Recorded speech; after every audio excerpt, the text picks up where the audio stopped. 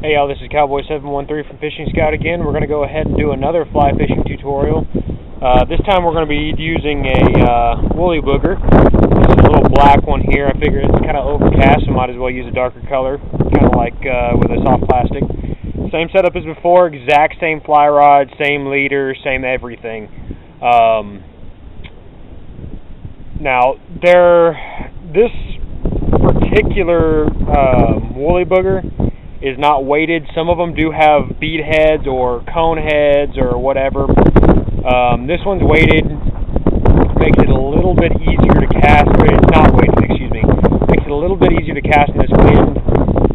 Weighted flies can be a pain to cast in the first place, and with it being as windy as it is, I don't want to have to deal with that right now. All that really does to help you is help it sink a little bit faster. Again, we'll be trying for bass. There is a chance at bluegills probably getting to this fly before the bass will, because of the size of the bluegills in here, they can easily take this fly. The bass don't seem to be cooperating today. Again, there are catfish in here too, which there is a chance of one of them taking the fly as well. We'll see what happens, but we're going to go ahead and give it a shot.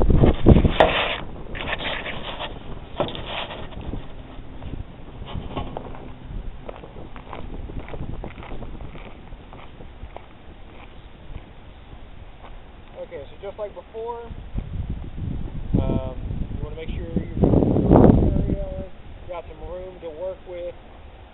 It's not a little bitty dry fly where you can roll cast it real easy.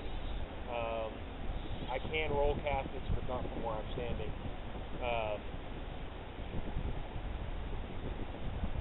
Essentially, the woolly booger is the jig and pig, I guess you could say. In fact, I didn't even cast that, and I've already got bites. I've got bluegills nibbling on the fly, sitting right here in front of me. That's kind of a testament as to how effective this fly is. If it swims, it'll probably eat this fly. I've seen them used from everything from itty-bitty trout up to even tarpon and stuff like that. They make them in different sizes and different colors. It's an all-around universal fly. Great fly to have. If you fly fish at all and you don't have one of these in your fly box, you need to get some. Learn how to tie them. Go on eBay or somewhere and buy them in bulk. You need to get a hold of some of these flies. They're outstanding as far as their fish catching ability. It doesn't take anything at all. So what you're going to do is you want to cast it out, let it sink to the bottom, and you're just going to kind of inch it along. You want to point your rod tip in the direction of the water line. Oh, missed him.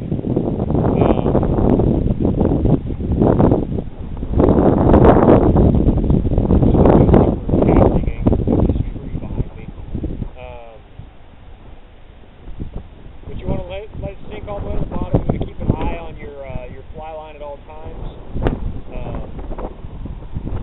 A lot of times, if the fish are feeding actively, you'll have them come up and hit that fly before it even gets to the bottom. This fly can be made to look like anything from an actual worm or something, crawling across the bottom. Crawfish. Lots of people use this as a crawfish pattern. Minnows and baitfish, if you decide to swim it. You want to keep your... I missed another one. Bluegills are really after this fly. Whoops. Me and this tree are going to have issues here in a second. Excuse me, I'm tangled up down here on a shrub.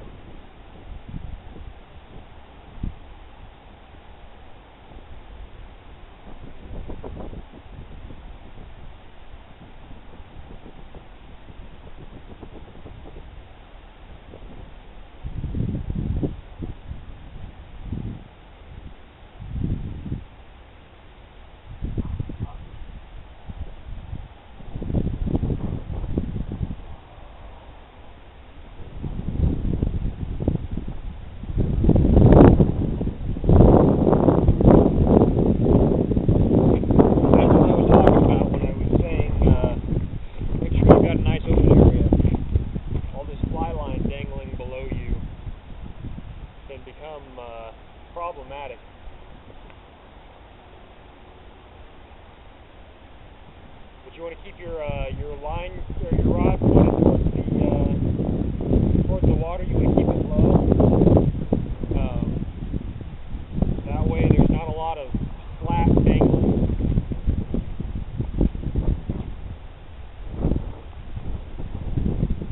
Below your rod tip. But you just kind of want to inch us along. And I've got a fish. Nice chunky bluegill. Like I mentioned, there's so many large bluegill in this tank that the chances of them getting to the fly before a bass does are pretty good. Another way you can work this fly, like I said before, is you can swim it. And we'll see if that gets any attention from the bass. Excuse me, I look a little awkward here with this fly line snagged on the ground.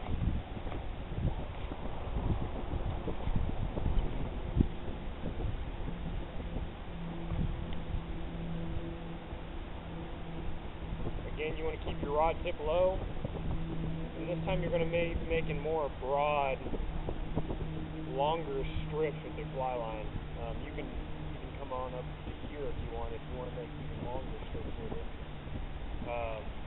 Again, this time with that you're just imitating a bait fish, or minnow or something, swimming across the water.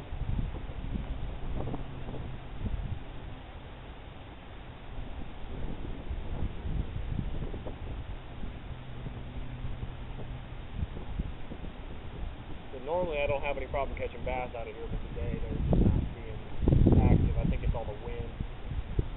These bluegills that are in here don't have any problem eating any time of day, whether it be windy, hot. They don't really care.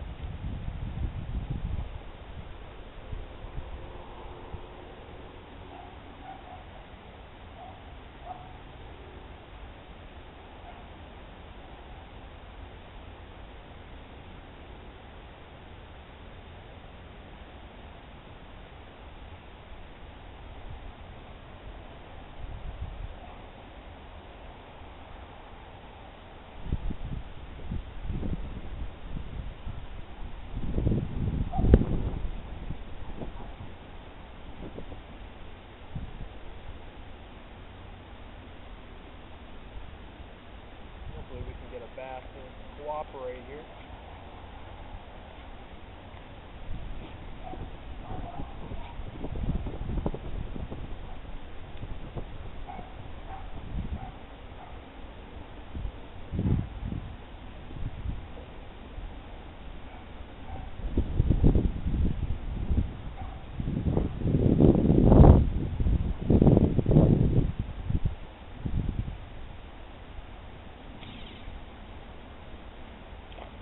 Bluegill.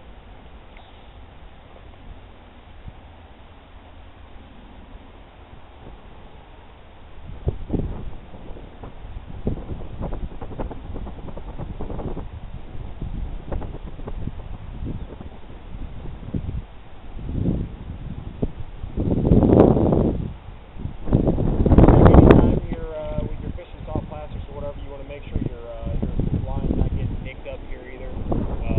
Just like if you're fishing a Texas creek or something, that you're going to start getting nicked up. Mine doesn't feel too bad right now.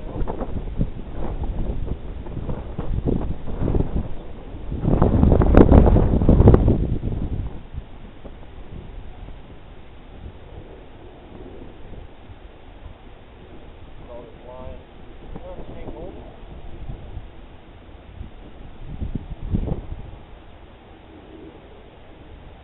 It literally doesn't take anything to get fish to bite this fly. Again, like I said, the bass are being a little uncooperative today, but as you can see, it doesn't take much to get the bluegills to want to have a go at it. Most of the time, it doesn't really take anything more than sinking in front of their noses.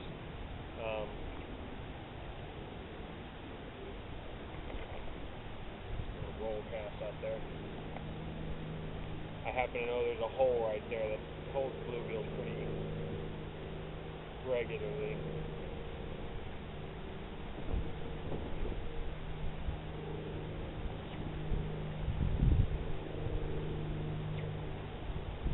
Pretty difficult to roll cast from here.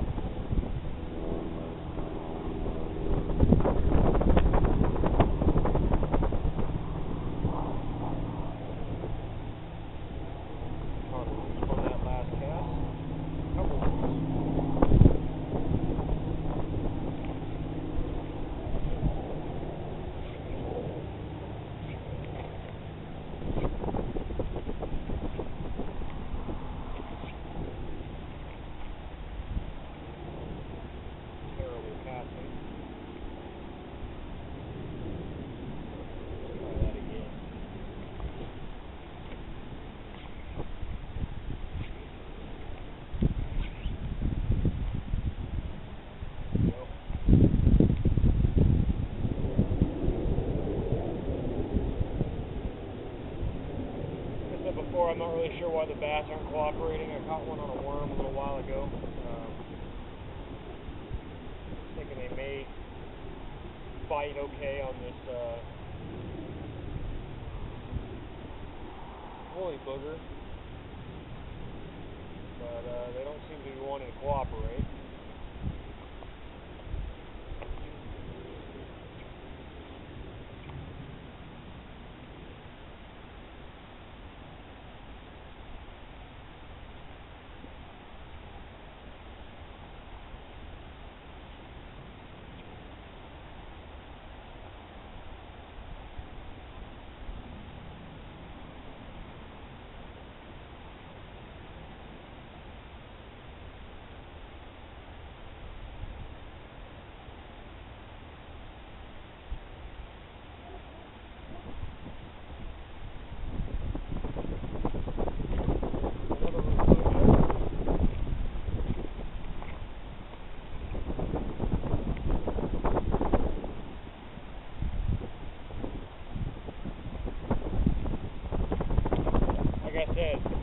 They love this fly.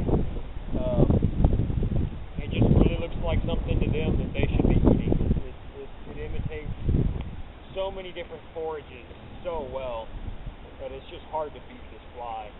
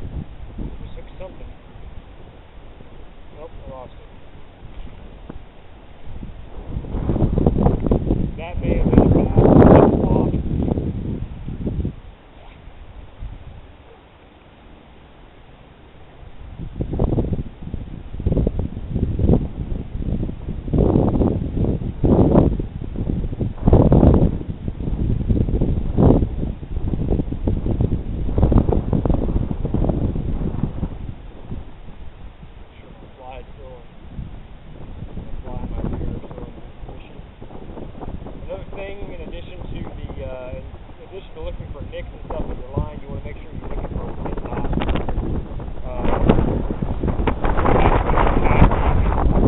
You get a tailing loop or something like that, you'll get a little bitty knot in your line, and it's pretty hazardous to your fly line. It breaks, it drops your breaking strength of your fly leader down to 50% of what it was, and when you're using, like a pound tippet or something like that, it drops you down to 4 pounds, or to 3 pound, I should say, and that's pretty rough as far as